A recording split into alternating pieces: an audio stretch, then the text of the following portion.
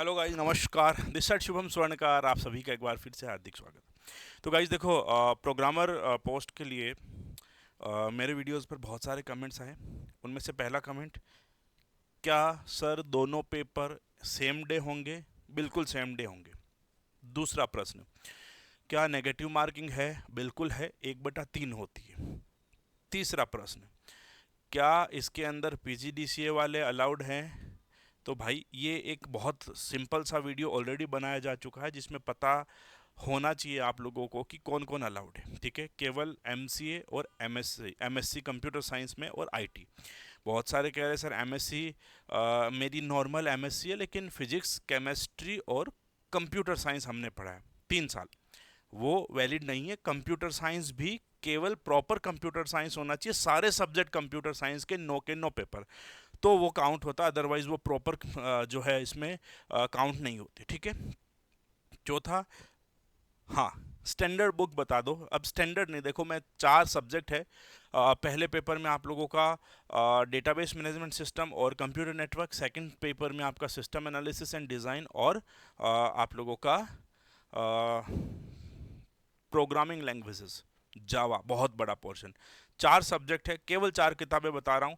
दूसरी तीसरी कि भाई ये नहीं तो ये नहीं तो ये नहीं तो ये नहीं तो ये ले लो, ऐसा वैसा कुछ भी नहीं है। सीधी सिंपल 4 किताबें, 4 सब्जेक्ट है, वो पढ़ लो, उनसे आगे कुछ भी नहीं है। ठीक है। इवन मैं मेरे जब ऑफलाइन में या कहीं पर जब मिलते हैं तो भी मैं यही बुक्स आजकल रेफर करता हूँ। 4 किताबें बहुत बढ़िया है। इन चारों को मैंने कंटेंट जो है, देखो कंटेंट का आप जो है बोलते हैं ना कि वो आप नहीं लगा सकते पता कि कितने प्रश्न आएंगे कितने नहीं आएंगे। स्टिल एक पर्टिकुलर सब्जेक्ट के लिए ये वाली जो बुक है वो लास्ट तक लिमिट है, उस किताब को पढ़ लो, आराम से आप लोगों के प्रश्न निकल जाएंगे। ठीक है। ऑफलाइन घर पे बैठ करके आप पढ़ना चाहो, लाइब्रेरी ज्वाइन करना चाहो, तो ये किताबें आप लोगों के लिए बहुत है, सफिशिएंट है। ठीक है। तो सबसे पहले जब डेटाबेस मैनेजमेंट सिस्टम की बात करें तो ये किताब से ऊपर कुछ भी नहीं है, सबसे बेस्ट है। इसके जो है आप लोगों के ऑथर्स वो है रमेश एलमासरी और शमकांत बी नवादे। ये किताब आपके टॉप की है। ठीक है। डीबीएमएस की केवल एक किताब, fundamental of database systems, 7th editions का मेरे पास में अवेलेबल था इमेज। आप इसका जो सबसे टॉप एडिशन है, वैसे यही है मेरे हिसाब से 2023 का, ये आप लोग उठा सकते हैं डेटाबेस मैनेजमेंट सिस्टम के लिए। ठीक है।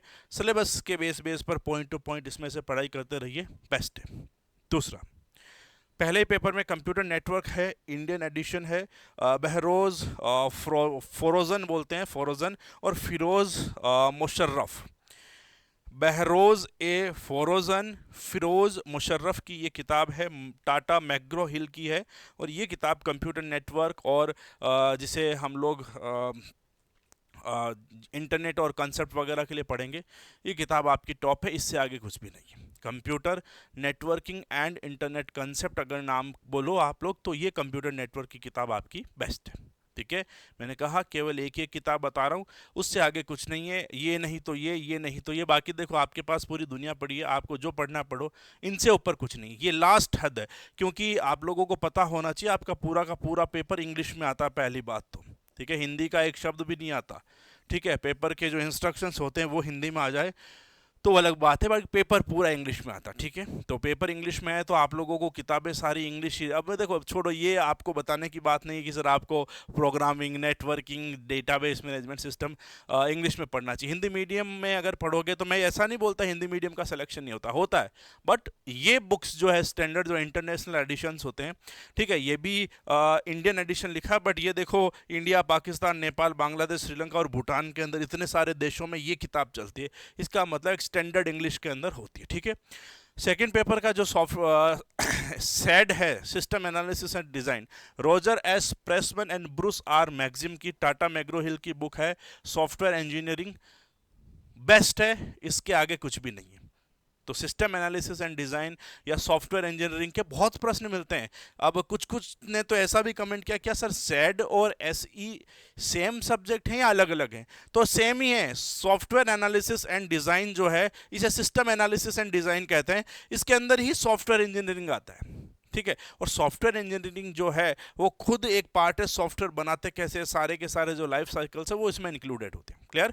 तो सेड या SE, system analysis and design बोलो या सॉफ्टवेयर इंजीनियरिंग बोलो, एक बुक आप लोगों की ये वाली जो है वो लास्ट तक काम आएगी। ठीक है, अगला अगर आप जावा की बात करें तो कंप्लीट रेफरेंस 13th एडिशन है ये आपका, comprehensive coverage of the Java language updated for Java SE 21 updated है ये लास्ट।